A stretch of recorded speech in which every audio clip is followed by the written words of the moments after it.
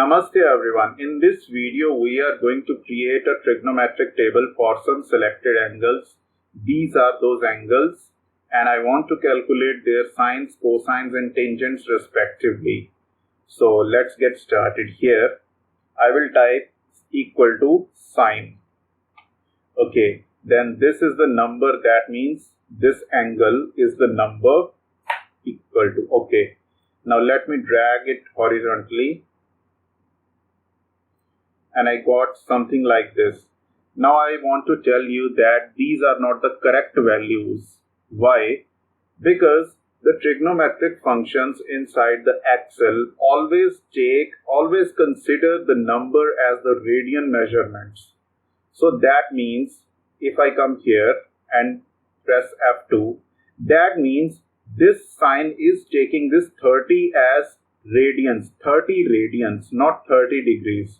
So that means, friends, we have to convert firstly all these angles into radians, and then these trigonometric ratios will work perfectly on them. Okay, so let us again get started and delete everything whatever we have done. Now equal to sine. Now here first of all I will use a radians function nested inside this. Okay, then select this angle, close the braces twice. Okay, now it is ready. So now if you drag it horizontally, you will get all the correct values for your sine. That means it is now sine 30, sine 45, sine 60 and sine 90. Fine. Now let us do it for cosine also. Equal to cos, then radians, this angle, close the braces. Okay, cos 0 is 1, drag it horizontally. Fine. Now you can see this. And now finally the tangent of all the angles equal to tan radians, then again this angle. Fine. Now drag it horizontally. Okay, so friends, you can see this is extremely highest value.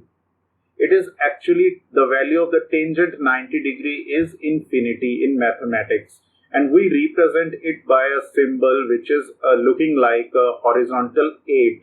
Okay, but in Excel it is calculating this one. That means an extremely high value.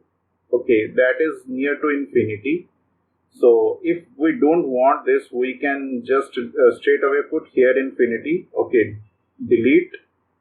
Let us come to insert, here the symbol, and you can use this one, horizontal 8, that will represent infinity. Okay, now this table is ready. So I hope you understood the concept of making a trigonometric table, and you must remember the thing which I have told right now. The trigonometric functions in the Excel always operate on radian measurements. So if you have the angles in the degrees, you need to convert them into the radians. Okay, so I hope you liked the video. Thanks for watching. Do like, share and subscribe my channel. Thank you.